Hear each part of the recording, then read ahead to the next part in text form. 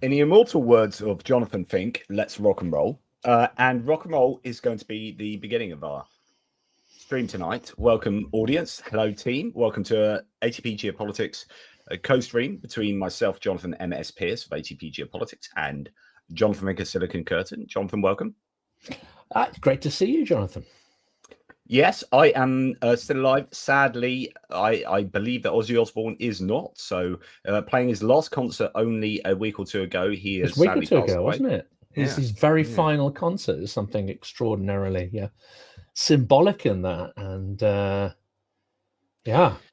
sad day there. So, we are going to talk about a couple of things, particularly tonight.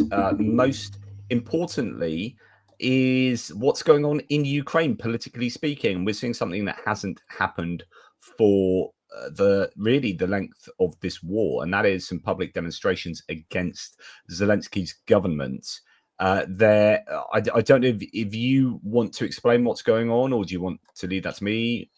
I'll do the intro, and then maybe you can layer in some detail. But essentially, it seems that a group of MPs aligned with Zelensky, plus some MPs who more typically are aligned with the enemy or narratives. I don't quite get that, but yes. I mean, this is something odd. They seem to have formed a majority who have voted in a measure that seems to be, or at least this is how it's being interpreted. And I have to be careful here, because what I really want to do is to get an expert on this, like Alina Holshko, onto the channel, somebody who really knows this inside out, who's been involved in a civic society for the last couple of decades. But it seems they want to bring some of the anti-corruption and transparency organizations that are part of this so-called civic society. They want to bring them under government control. And it's a curious accusation that's been leveled at a few of the anti-corruption people. They're basically saying that some of the anti-corruption people are themselves incredibly corrupt, and they've accused a few of having links actually with Russia and aligned with Russian interests, which is curious. The rest, however, seem to be accused of the excuse for raiding offices and checking people out seems to be flimsy in most cases. Traffic offences, as opposed to anything serious. But a few of the anti-corruption campaigners have been accused of themselves being corrupt. Hence, they want to bring this under government control. But of course, it has prompted, as you'd expect, outrage, not just from within civic society, but there are now a lot of academics and a lot of activists outside Ukraine who are very aligned with Ukrainian victory. They also seem to be outraged by this move. So there's a lot of chatter going on things like LinkedIn and X in relation to this. And it's the first major criticism that I've seen of Zelensky. And I really wonder, Jonathan, but this seems to be a tremendous own goal. Why are they doing it, and why now? Yeah, so although I'm no expert on this, I think there were some arrests in the corruption agency that involved, I think, an SBU agent involved with the anti-corruption non-partisan organizations, and I think they were genuine. So I think there was some compromise. But the question is, do you then throw the baby out with the bathwater? And well, let's read some of the Euromaidan article I have here that should give us a bit of background to what's gone on, and then we'll discuss it. So on July the 22nd, the Ukrainian parliament passed Bill number 12414, which effectively destroys the independence of the National Anti-Corruption Bureau of Ukraine, that's called NABU, and the Specialized Anti-Corruption Prosecutor's Office, that's called SAPO, and the Independent Anti-Corruption Commission, NACO. So under the new rules, key decisions of these bodies must be coordinated with the Prosecutor General's office, calling into question their impartiality. The NACO emphasizes that the decision will severely undermine trust in Ukraine on the international stage. The development of the anti-corruption institutions supported by civil society and international partners since 2015 was a key condition for Ukraine's progress towards the EU and NATO. So just a little sidebar here is that if Ukraine wants to get continued aid from certain institutions, they have to jump through hoops in terms of transparency and anti-corruption. This could harm that. It could harm their accession to the EU, etc., etc. The liquidation of NABU's and SAPO's independence threatens further international aid. The law was adopted amid high-profile searches at NABU, where security forces uncovered an FSB agent working inside the bureau who passed information to Russia. Now, as far as I know, that was genuine. So I don't think that's been made up as an excuse to make these organizations more state controlled, right? And that's the issue. So that there was something to answer for. Quote, yesterday we saw SBU searches that showed NABU is not perfect, and that is true. But today these searches have been used by the authorities to dismantle an independent anti-corruption agency, says NACO senior researcher Tatiana Nikolayenko. So that's someone from inside the organization that is being one of the ones that's being rendered less impartial, actually admitting that, yeah, we're not perfect. There was an issue, but it doesn't warrant this kind of overhaul.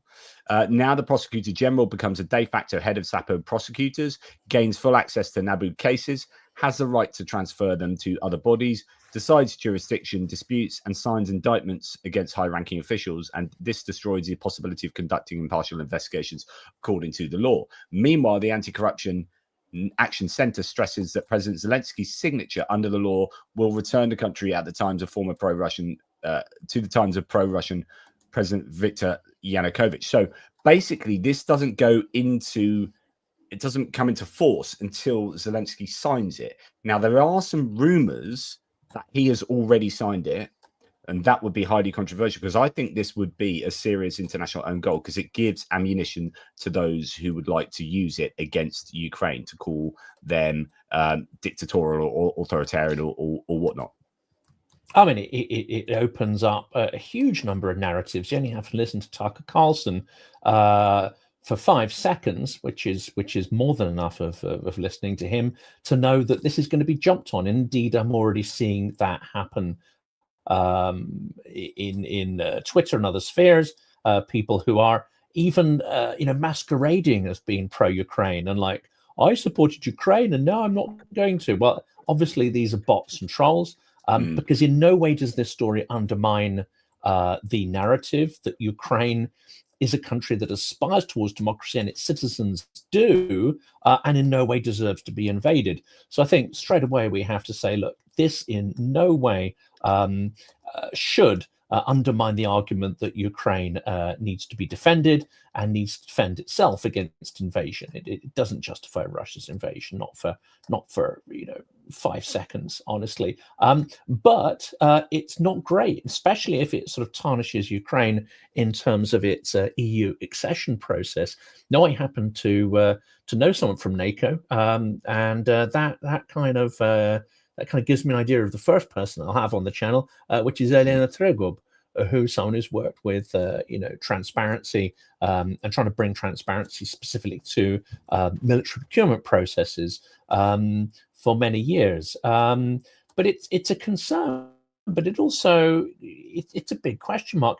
The Ukrainian government at the moment are putting a huge amount of effort into currying favor with Donald Trump. And actually, they're starting to make some headway in this. And I hear from my friends who have far more connections into the MAGA sphere than I do, that actually Ukraine has started making some fairly effective moves to communicate better with the incumbent administration in the US, replacing their ambassador with someone who is going to be more amenable.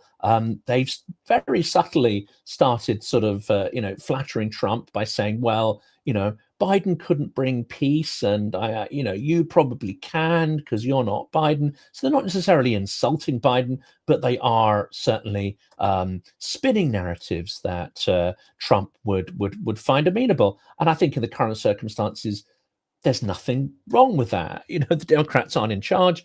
You have an existential struggle. You need to do exactly what you need to do in order to survive. I think that's okay.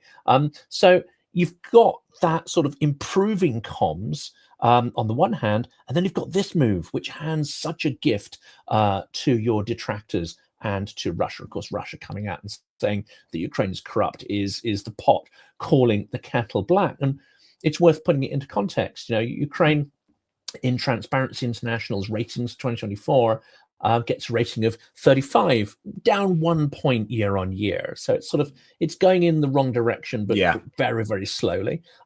Russia's on 22, so Russia is way, way, way lower score than Ukraine when it comes to transparency and anti-corruption. Moldova is almost 10 points higher at 43. Romania, always thought to have high degrees of corruption, at 46. Hungary at 41, that's on the way down. Slovakia at 49, Poland on 53. So Ukraine is behind all of these, but it's sort of in their ballpark, whereas Russia is just off the scale in terms of corruption. It's like the it's like the holy hand grenade of Antioch. 5 is way out. Russia is way out. There's a Monty Python reference for those who were unaware.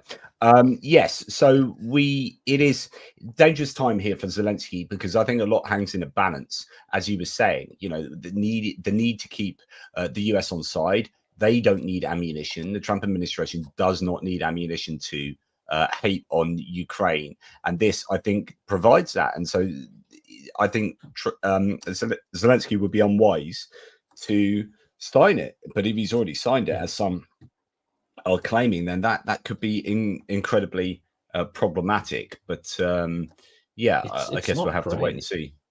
It's not great. And of course, Honcharенko has gone sort of ballistic on that.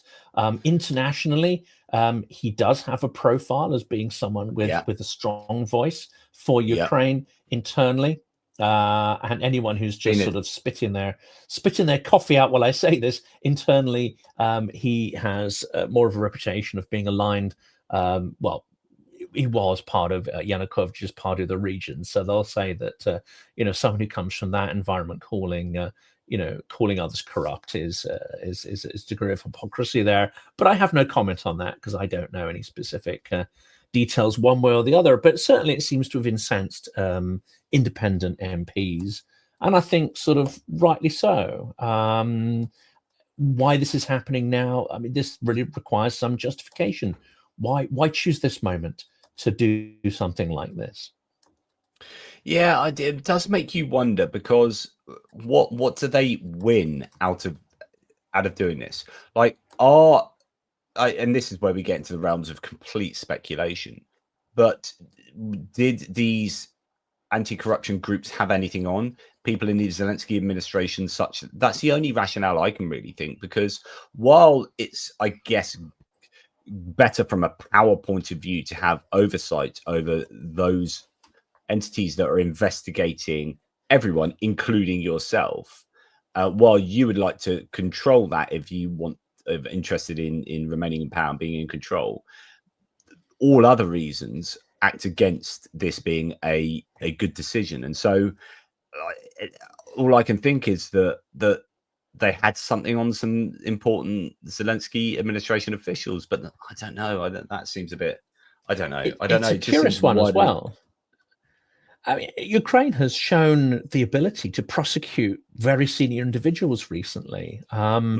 They've gone, I think it was the Procurator General they went after, if I'm not mistaken. They've gone after some incredibly senior figures in the government itself, which is kind of interesting. So that would kind of suggest that actually there is something of a struggle against corruption, which is being championed by the administration, which of course is to be applauded.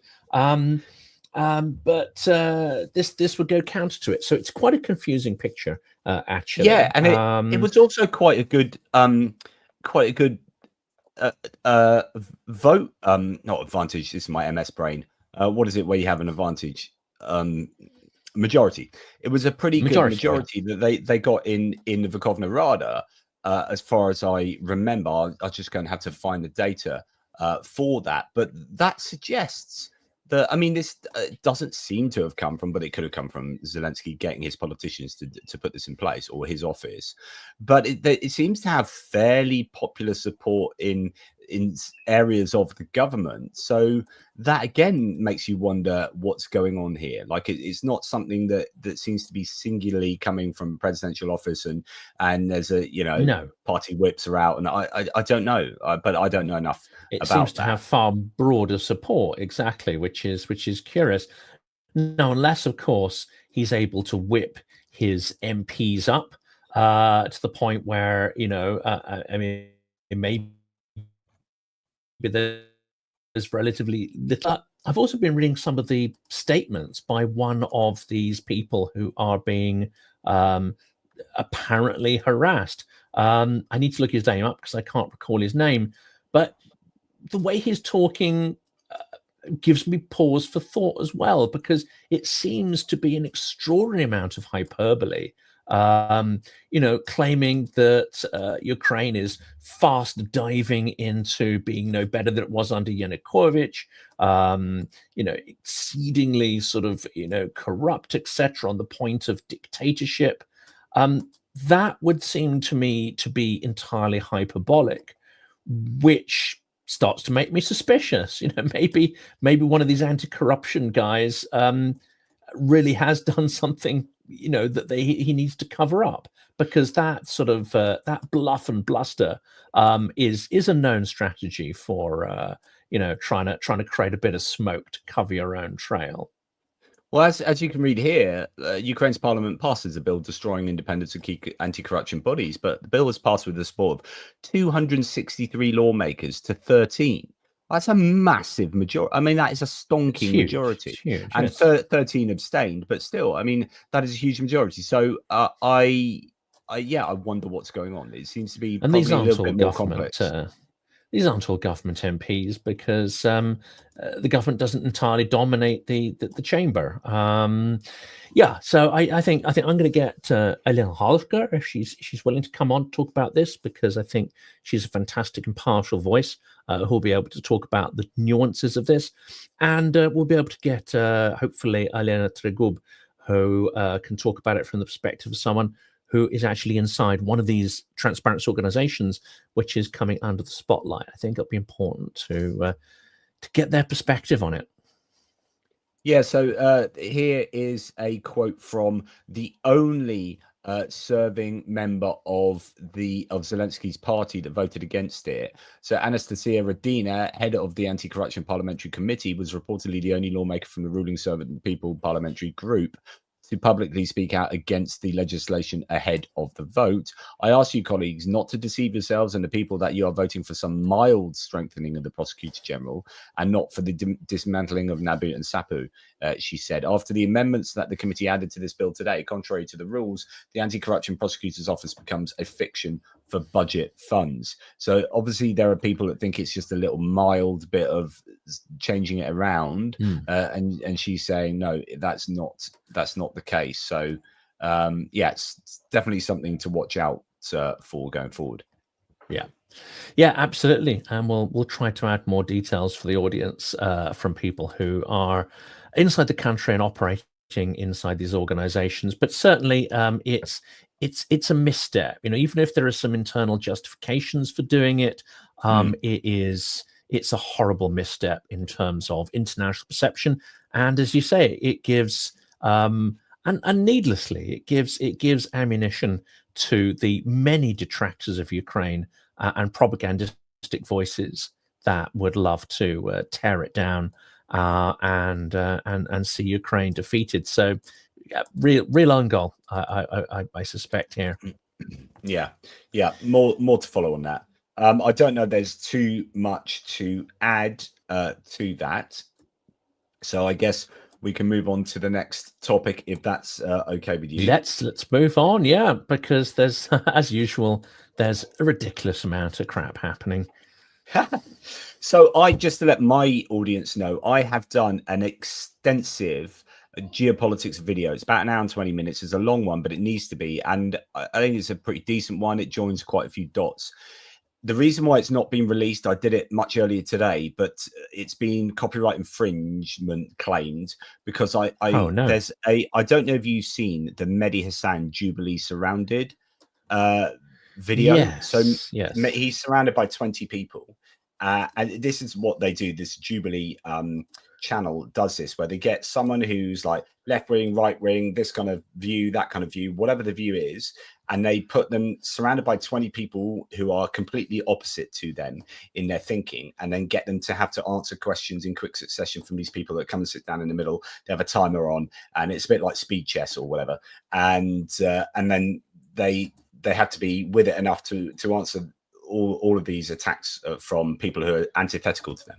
So Ben Shapiro's done stuff like, all these people have done that before, and it makes for quite interesting viewing, and it shows you the sharpness of some of these people who put themselves in the middle. Actually, Mehdi Hassan, the now a citizen of the US, he's from the UK, certainly a liberal person who is pro-Palestine and pro immigration, being an immigrant himself.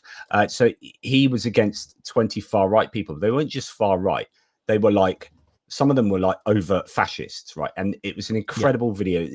You'll be sick in your mouth a number of times watching it, because there's one particular chap, Connor, who came out and said, look, he got challenged by Hassan, and Hassan said, what? So basically, you're just happy that you're a fascist then? And he's like, yeah, I am a fascist. And you're like, and then everyone's clapping. So all these people around, these are all fascists, right? And anyway, it was fascinating because it shows the Overton window has just shifted on what's acceptable to say in front of millions of people and what isn't. And basically, there's nothing that's unacceptable anymore. And I was just trying to tie some strings together and threads to do with different things I was saying. Anyway, that excerpt, which is so important, I think, to understand the rest of my video in these shifting sands of political acceptability, and that got called out. And if it is, I can challenge that for being fair use, but it would take 30 days. So I think Benny Pie is going to be sorting out some AI like a transcript reading of that. So it will come out, but it's going to be a little bit later than otherwise it would have been. So sorry about that. But anyway, so what it objects to, is it use of footage or so it picks up objection there.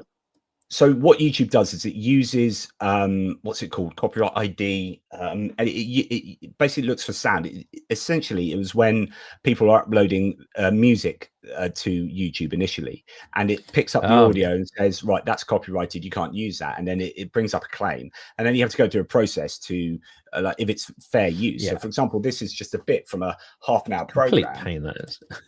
Where I would be, I probably would get through the fair usage of that, but it takes 30 days, and by that same time, my videos, no point doing it. So I have to find a way around it. Dead as a doornail, isn't it? By then. Exactly. But hopefully we can solve that. But anyway, like that whole subject is fascinating. But in that video, as so many of my videos and so many people's analyses recently of politics, there is stuff on Epstein, right? And I know this isn't massively to do with Ukraine, but actually there is a connection. So while all this Epstein stuff is going on, and it is obviously controversial, and Trump is implicated in some way because he is fighting vociferously to distract people away. And one of the distractions is that he's got Tulsi Gabbard to come out with this Russia hoax.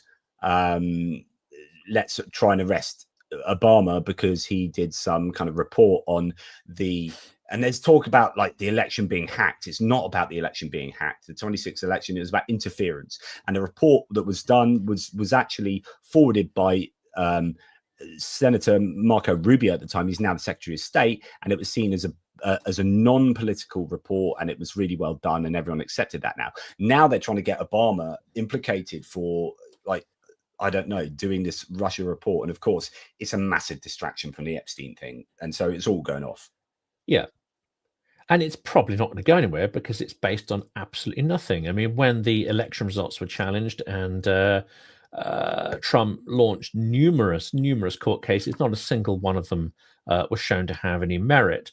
But it fires up the base. And then when you lose them all, they can point it and go, oh, look, deep state. The trouble is with this scandal, as we talked about in our last conversation, some of the MAGA base are looking at Trump and saying, are you part of the deep state? Because if you don't publish this stuff, you're part of the problem, which I never thought actually I would see that happening.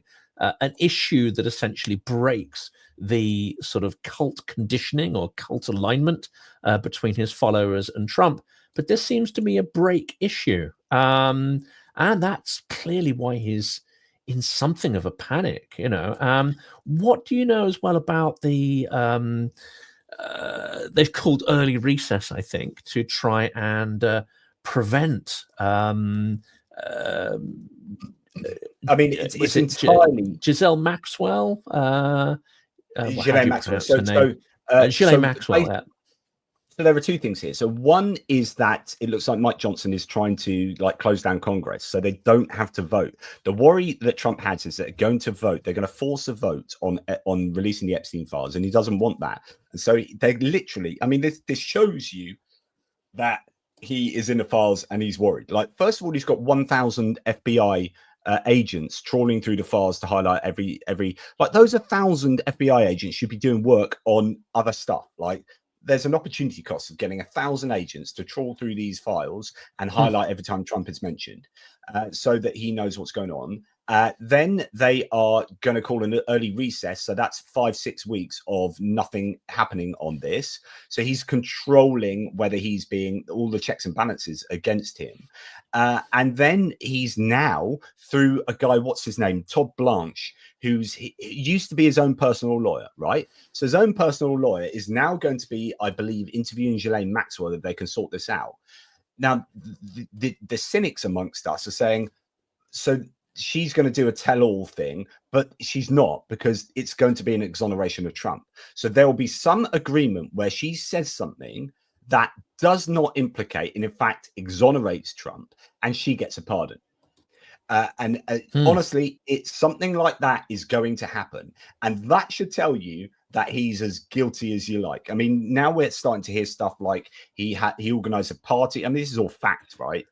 He organized a party. What was it? A young model party or something, and the only other invited person to the party was Jeffrey Epstein. So it's a party of two and a load of young models, and you're like, okay, so that's weird. Then you get people coming out the woodwork now saying, well, I was abused, and then you're getting recourse to previous accounts of Trump's abuse of them, and all sorts of stuff is coming out, and it is not good. I mean, these stories were there in 2016. These stories were there in 2040. A lot of them, and of course, his base were immune to hearing any of that stuff. And then we had the tapes, which were indisputable. Grab them by the what's-its. Everyone's heard that numerous times. That came out.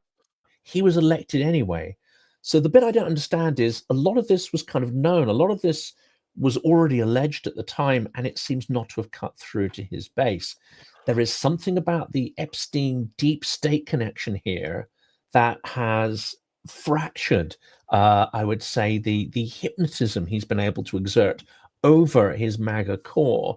That clearly is why he's panicked. I mean, he wasn't panicking until now. He wasn't panicking in these other allegations, because I think he felt that he had control over the party, control over the base, and control over the message, and that he was Teflon.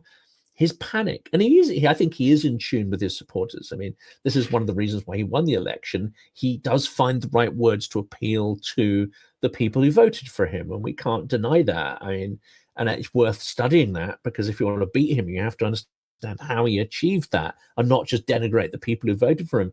But this time round, something is cracking. But a lot of them have fallen into line.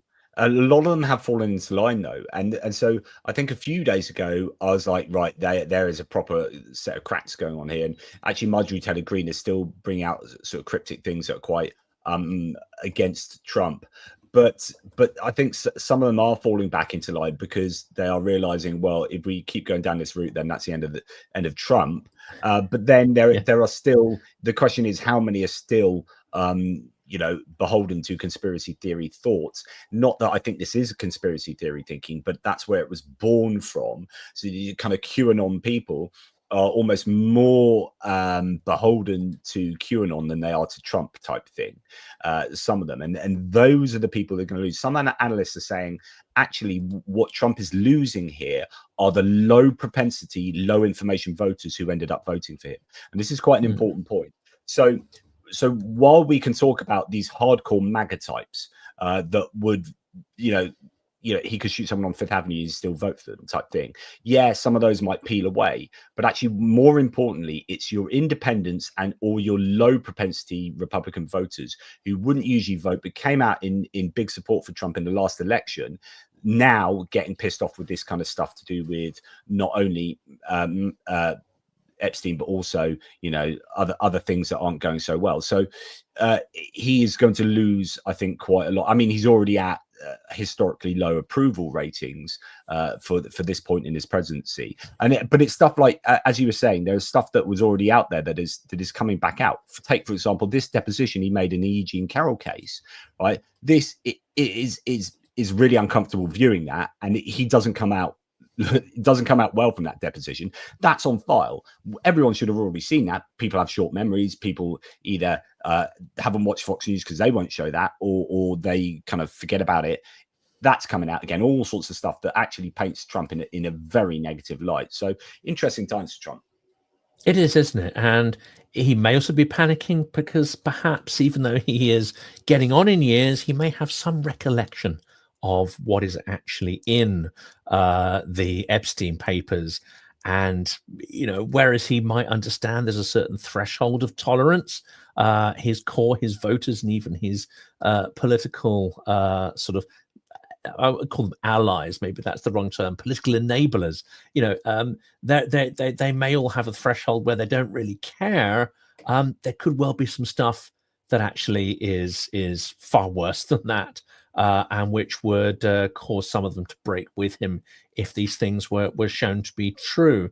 One, that's pure speculation, and we don't want our butt suit off, so probably best not to speculate. But if there's something in there that is freaking him out, it's going to be bad. It's going to be so the Wall Street Journal bad. Article, they had lawyers going through that with a fine-tooth comb. That is bona fide. He can say, I don't write pictures, all he likes, right? He can come out with whatever crap excuses he has that don't even There's make evidence sense. that he does. There's loads of pictures and all that kind of rubbish. But they would have done their due diligence because they know they would have known there was a big court case coming, the Wall Street Journal, right? Murdoch and Murdoch Juniors would have seen what's gone on with Paramount and CBS, Disney and ABC, and they would have seen, right, this is coming next. We are going to get sued. I'm pretty sure they would have predicted that. That would have been one of their outcomes. So they did it anyway, which means that in my books is bona fide. That is absolutely, beyond reproach. I would have thought that letter, and some are claiming it was the tip of the iceberg. So Trump, I think, is probably quite right to be worried. His things he said, like openly about, well, I wouldn't go as young as 12.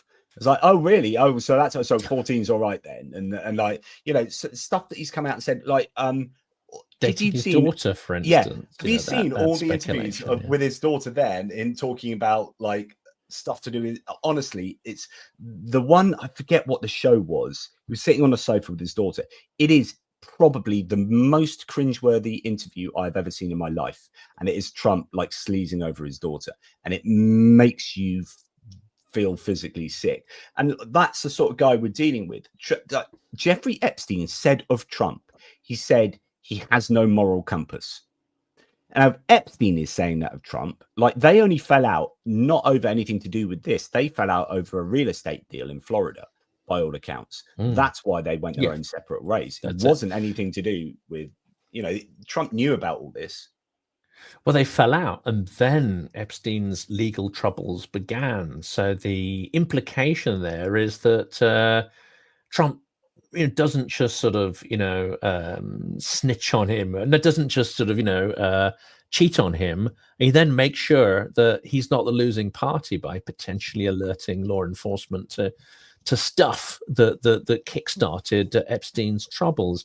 I mean, that's extraordinary, given that that's a person who is possibly one of the very few people you could claim is a friend or is one of the sort of closest people to you. It's quite an extraordinary way to behave, to fall out over money in that way. I find that, yeah, I find that very, very odd that that something abstract like a property deal could be conceivably more important than a friendship like that. But that's, that's probably why I'm not rich, Jonathan. Yeah, so it was on The View, as someone said. I just found that, and it is, yeah, it's but there you go. Icky. It's very icky. So, but the problem for, looking at this from a macro geopolitical point of view is none of this is good for, I don't think, for Ukraine, and for I don't know. I'm just trying to game out all the situations. I think, people associate him supporting Ukraine more with Jeffrey Epstein, then guilt by association, Ukraine gets associated with Jeffrey Epstein, and that's how MAGA supporters would see it. And I think that's when it becomes a little bit problematic for Ukraine. But certainly, this is all. This is Captain Chaos again. People forgot how chaotic Trump 1.0 was, and it was truly chaotic, and it was like this consistently, except he had saner people around him. Like, as much as I don't like to admit it, people like Mike Pompeo and such like were actually vaguely sensible compared to this, Mark Milley and others. I mean, compared to what we're seeing now, they turn out to be on a spectrum of exhibiting adult behaviors, let's say, and maybe not in all elements of their lives, but these are people which you could find some commonality with. And of course, Pompeo is pro-Ukraine. He was there in Odessa as a keynote speaker for the security conference that happened recently. So, these are interesting people. And I met a lot of Republicans there who would not say a bad word at Trump, but are pro-Ukraine. So I think that's kind of an interesting thing as well. The support for Russia has always been minimal in the US. It's minimal now. And I think people like Tucker Carlson and so on really skew the idea that MAGA is all pro-Russia and America's sort of heavily moved to being pro-Russia. I don't think it's ever been pro-Russia. And we get kind of, waylaid by these sort of loudmouths and propaganda narratives. That's what makes me think that if Trump carries on this course of, moving away from an overtly pro-Russian position, then I'm not sure it's going to be that difficult to carry most Americans with him, which is maybe is a positive out of this. Having said that, Epstein scandal and so on, it's a curious coincidence that this is all bubbling up now, and his fight with Murdoch, just at the point where he seems to be moving away from his overtly pro-Russia position. Now I wonder if there's a coincidence there or not. That's something that's going to be very difficult to prove. But we also know there's a rather curious relationship, I think, between Murdoch and Russia over the years, which again, someone who is less risk averse than myself might write an interesting book about that. But this is the interesting thing. It's Fox News. I mean, someone's just saying, I don't know if I can find that. Yeah, here it is. So Michel de Waal, if I pronounce that correctly, if you all look at your Fox News bubble, you probably don't know any of this though, but I think some cracks are forming in the bubbles. And here's the interesting thing, because Trump and Murdoch are at this kind of crossroads. Like, does Murdoch double down in supporting the Wall Street Journal and attacking Trump and going after the Epstein thing, or does he fall into line? Fox News hasn't reported on the Wall Street Journal article in any great depth, right? No. As I reported the other night, Laura Ingraham had it on, was going to have it on a show. She said, breaking news, just when it's breaking. She said, Wall Street Journal, blah, blah, blah, breaking news. When we come back after the adverts, we'll talk about that. And then they came back after the adverts and it didn't feature at all. So they so Fox News buried it. JD Vance has met with Lachlan and James Murdoch. They are obviously working something out, but does he back the Wall Street Journal, or does he just fall in line with Trump? And if Fox News falls in line with Trump, then he has such a control over the media landscape. Yes. And of course, there's this, will that lawsuit be withdrawn, or will it continue along its passage? Because that is, or is it there for theatricals? I mean, that's something that no one's really speculated. They immediately go like, look at that, they're at each other's throats. There's a marginal possibility here that lawsuit itself is frivolous and is being thrown up as a piece of theatre to distract from the actual scandal itself. That's another possibility. It's not theatre. So I would put it in like, I did a whole video on this, literally a whole video on if you track Trump back to Trump 1.0, but through so George Stephanopoulos from ABC, he said that Trump raped E. Jean Carroll, and that was so it was because it was digital penetration in the New York court system. It is seen as sexual abuse, is liable for sexual abuse, but not for rape. But he said rape. But even though the judge clarified in his explanation of the ruling that it was in effect rape, right? So George Stephanopoulos, it's just said that, but in passing on ABC News, and Trump took him to court. ABC News's parent company, Disney, settled for $15 million. This is a way, so he challenges in court so they can pay him, and he keeps them on side. This happened with the CBS 60 Minutes. They settled for $16 million and $35 million, possibly in public service announcements, because they wanted to merge CBS and Paramount and Skydance. That's the Colbert scandal, isn't it? That's what seems then they get rid of Colbert, but that allows them to merge because they need a permission for the FTC guy called Burr, who is one of Trump's men, and so that they're going to make billions out of that. So 16 million is small change, and then 35 million as well. So these are frivolous. Both of them, Trump would have lost those lawsuits easily, right? Easily, yes. All right, he wouldn't have had a leg to stand on. This is him taking them to court. And then they have a choice. Do we go to court against Trump, and then our life will be hell for the next 4 years, and there will be all sorts of regulations against us? Or do we just pay him out some money? And that's exactly what happened. So Disney paid out. Make him go away. Fox News. Will Fox News pay out as a way of like, we'll settle out of courts? Because here's the thing, Jonathan. If this goes through courts, right, all sorts of shit comes out in the wash, right? He does not want to go to court. Trump this is why when want to take this to court. That's why when Ocasio-Cortez made some allegations, he threatened to sue, and it was pointed out to him that key parts of the Epstein files would have to be released if it went to court. That just disappeared instantly. Yeah. And so this is why this is so fascinating with Fox, because if they go, right, okay, let's go to court, Trump will have to back down. Like, there's no way he will take that to court. But then Fox News will be persona non grata for Trump, and he'll go against Fox News, and it will be about OAN and Newsmax. Does Fox News then calculate that they're going to lose all sorts of viewers and advertising? So it becomes a financial decision. Then do they settle out of court as well? So that gets factored into a financial decision. It's just, I'm fascinated to see how that's going to turn out. There are so many options going on. I don't know if Mitch Mazarol said something about this. Discovery and depositions, things that Trump is traditionally allergic to. Exactly. So we'll be interesting to see how well he delays the inevitable.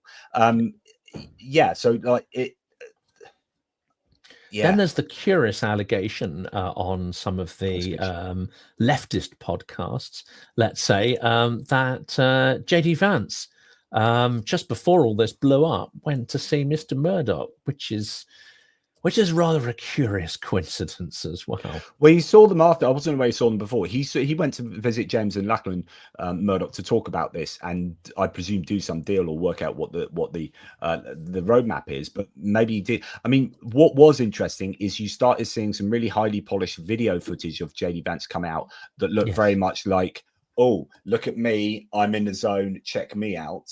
I'm almost like I'm not a loony at all.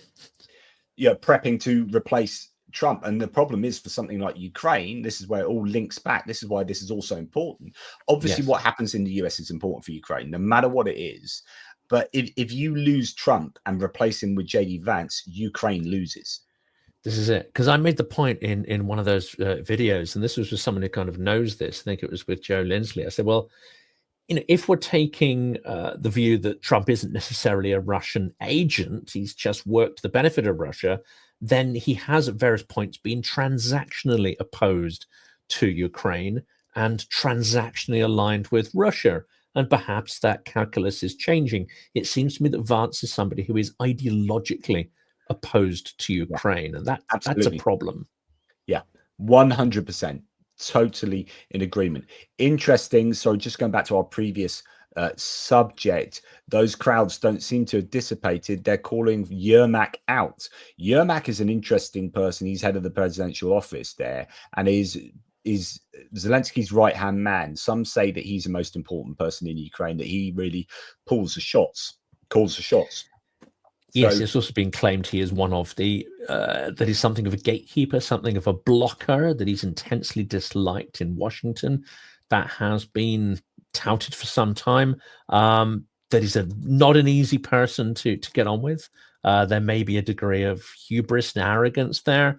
And there are, of course, hints that he may not be whiter than white, to hint towards many allegations that he himself may not be entirely clean when it comes to corruption. These are all hints and allegations, nothing specific, but it's worth saying that Yermak is a very controversial figure. He does not have, I've never met a Ukrainian who has, they may say that, he's there and, we don't want to have sort of strife in wartime.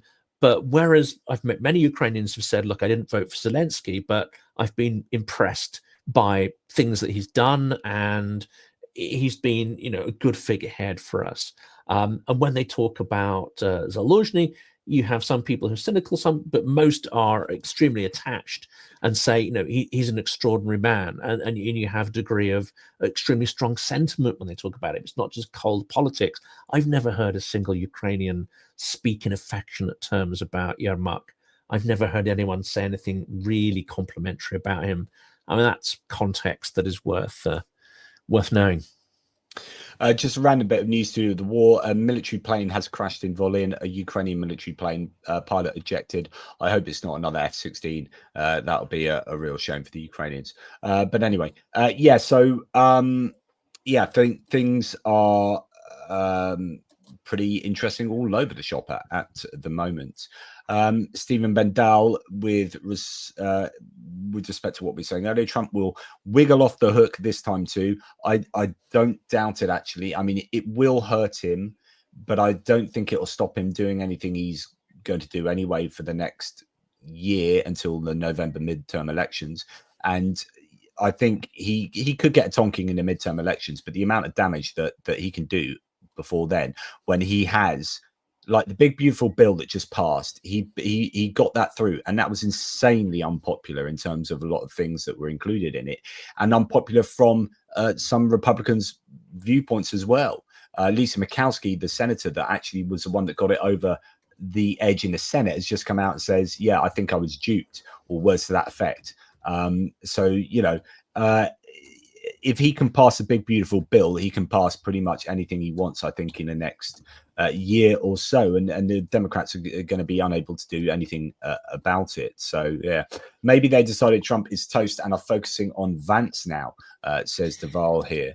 It's always good to have a strategy, isn't it? It's always good, like, he may not go, but he might, and you want to be ready for either of those circumstances. And certainly this sort of slight fracturing of part of the MAGA base is a signal that a lot of people there are going to need another strategy just in case, as a backup.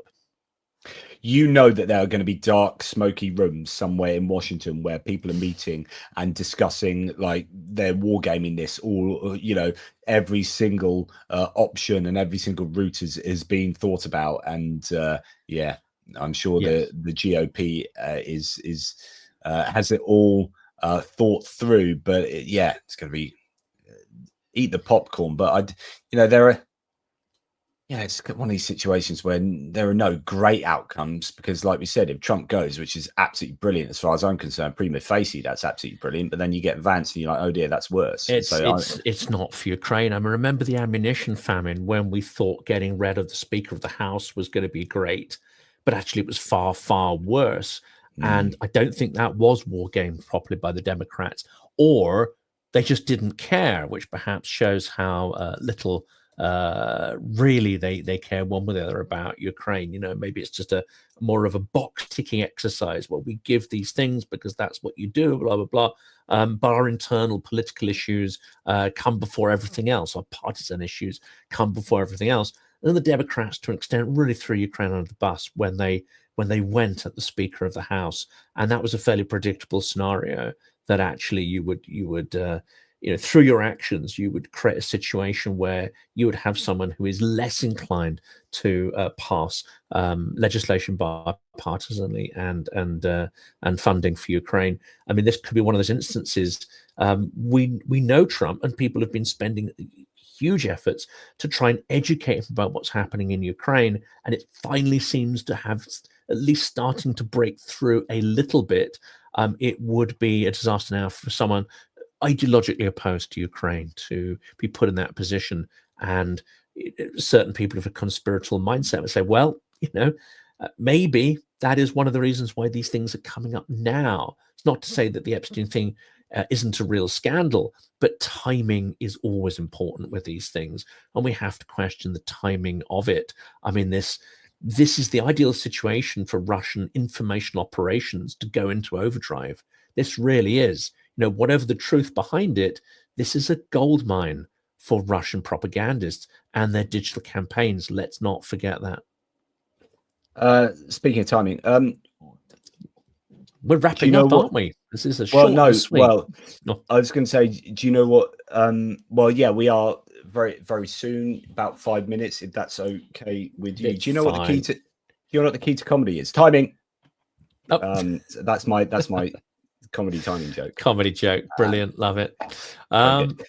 We should talk about that. Another one, Colbert and the cancelling of satire, because we should do an episode on freedom of speech, comedy. I just did an episode of my bites on satire and why aspiring autocrats always go after the humorists and satirists. When they start targeting those with influence and power. But no, it's an interesting topic to follow up. Jon Stewart did an excellent Daily Show segment on Stephen Colbert that I advise everyone should go and watch. It really is very good. Now, on that news of an airplane going down, sadly, it's a Mirage, and they don't have too many of these. So on this evening, while performing a flight mission on a Mirage, or in a Mirage 2000, 5F fighter jet, an aircraft failure occurred, which the pilot reported to the flight manager. He successfully ejected, so it just looked like it was a malfunction. A special commission has been appointed to establish the cause of the incident. So that is. I mean, these airframes are aging, aren't they? These are not aircraft in the first flush of youth. And we've also got to think about, every time you take one of these things up in the air, it costs. I don't know what the actual cost is, but it costs thousands, if not tens of thousands, per sortie to keep one of these birds in the air, and then to go and replace parts and all the rest of it. The most important thing is the pilot survived, because Ukraine may have fewer planes, but they can be replaced. Pilots you cannot replace instantly. Years and years of training go into each one of those extraordinarily brave pilots, and you cannot replace those. So that's good, at least. But of course, what Ukraine is doing at the moment, and I'm not an expert on this, but I have listened to a couple of Air Force type people on Times Radio talking about this. The missions they're running in these planes are incredibly risky. Shooting down Shaheeds, going at really relatively low speeds for what these machines were designed for. They are engaged in high frequency, extremely high risk operations, using them to shoot down Shaheeds and so on. So it's kind of not surprising that we have incidents like these, although of course we don't know what's caused this particular one. Yeah, absolutely. And I just thought I'd read you an Anastasia Praskova comment on the She's lovely, isn't she? Yeah, she's great. Yeah, I know you've spoken to her as well. Yeah, she said, okay, so this is talking about the law that's been passed today and possibly the news that Zelensky's already signed it. So, okay, this is a massive blunder. Nabu being full of FSB spies and being investigated with arrests should have been brought to the public's full attention, domestic and international, if there is proof of that before any of this was voted on or signed. Otherwise, there is absolutely no way to spin it as anything else than shutting down independent anti-corruption organizations, which is the narrative everyone went with. Genuinely terribly handled at the worst possible time, which is kind of what you said. Big effing mistake on Zelensky's part, and it will cost him and all of us. So that's not a very favorable look at what has happened. It's not. It's not great, but hopefully they can. He's good at political recalibration. So let's see what happens in the coming days. I know we're winding up here, but I've just been doing some sort of research into Russia. Are you on the fruit juice there? Yeah, I'm on the grape juice. Yeah. I might go and have a little snifter after this. But in the next one, let's talk about what's happening in Russia, because it seems that there is a significant tightening of internet policy. Quite a number of people who have spouses and partners and relatives in Russia have actually reached out to me directly with their own personal anecdotes saying that something is happening. Now, you know that I believed that a full-scale war was going to happen because I was intensively monitoring in 2021 their attitudes towards dissent internally, towards opposition, and there seemed to be a huge intensification through 2021, and they were intent on kicking out a lot of distance from the country. That all added up to a pattern of behaviors which I thought meant something big was coming down the pipe. Well, I'm getting those signals again of a massive crackdown on the internet, possibly to the point of full control, making VPNs, full control, full access to shut it down at a moment's notice. That could mean several things. It could mean, obviously, that Putin's paranoid. It could mean that they're going all out for mobilization and they don't want any dissent. It could mean they're also preparing the population for economic collapse and a potential defeat. And because Putin, when it comes to his own life, is quite strategic. I mean, he's not very strategic when it comes to warfare, as we know, but his own life, he puts a lot of thought into how he preserves that. It may be that he's preparing for all these eventualities, all at the same time. He's going for victory, but he's aware that defeat and economic collapse are possible, but he has no intention of going anywhere. So we're getting signals. I think it'd be useful to sort of start to deconstruct those in our next chat, and we can bring Greg in here, who I know, understands Russian as well, and maybe some others who have a view on this particular topic. Just before we go, thank you to Mr. Liondas for ATP Geopolitics membership, and Kevin Force, forever generous. Thank you, my good man. Same with Stephen Bendal, such amazing supporters of the channel. Appreciate it, guys. Johnny Nedregard with some Norwegian love. Hello, team. Also, thanks already to Stephen Bendal, Mitch Mazarol, who's just a legend, and Michel Deval. Michael Vuchar says, "How's your Mr. Fink? How's your sinology study coming on? How's you looking into China much? Are you studying up on China?" I'm dabbling. I'm looking to get some China experts on to talk about the position of Xi and his consolidation of power and these rumors he's been sidelined. But at the moment, Russia is taking the full center stage still as things are moving there. But as everyone watching the channel knows, I think China is playing rather an insidious role in this conflict. And whereas they're not all in for Russian victory, they're certainly all in to prevent Russia from being defeated. I think more episodes. They are providing an absolute shed load of equipment for Russia.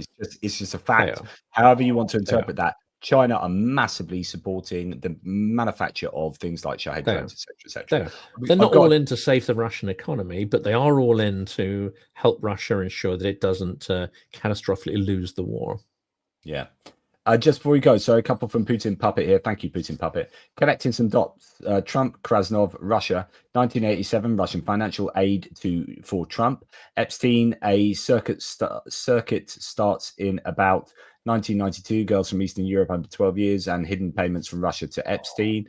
And then on to KGB FSB has now the proof and tapes, 2016 Russian election meddling, pro-Russia Trump Krasnov behavior during Biden 2025, no Trump support for Ukraine. July 2025, the two weeks taco is replaced by 50 days taco BS. So yeah, and by the way, I just want to, the last thing I want to show you something like that. By the way, thank you very much, Putin Puppet, really generous.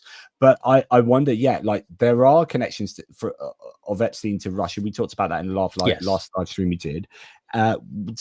Unsure of how robust they are and whether it meant there's any actual compromise, but there was the hints at huge financial flows is interesting, and yeah, I hope more facts come out. But the early hints are that it's not just circumstantial, that it's quite a major key part of his operation, it would seem.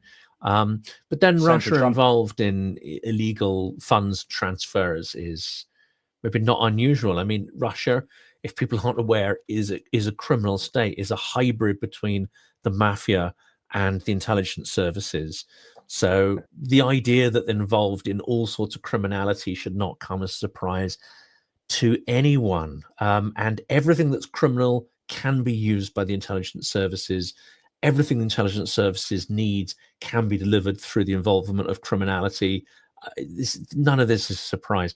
Another future episode, someone's just giving me a bit of a heads up. There's an episode that went live with the one of the heads, or the head of the sort of corruption department at RUSI, gave me a bit of a heads up that we should look more into crypto and Russia's use of crypto across the board. Hugely important. That's how they're trying to get around these. Using oil revenues, swapping them for components, using it for its outsourced active measures. So I think we should try and get some crypto experts on to talk about the role of crypto. And I'm going to do another one on Rosatom, which has been curiously neglected. And most experts I spoke to, I've done quite a few behind the scenes conversations with experts on why Rosatom is curiously unsanctioned. They don't want to go on the record, but I've been furiously taken out. And now I found somebody who is willing to talk in detail about Rosatom and its deep claws it's got into Europe and many other parts of the world. Hungary particularly, but yeah, absolutely. Yeah, fascinating. And talking about the 50 days, the quote, the United States does not plan to strictly adhere to Trump's September deadline for a settlement on Ukraine, said State Department spokesperson Tammy Bruce with quelle surprise.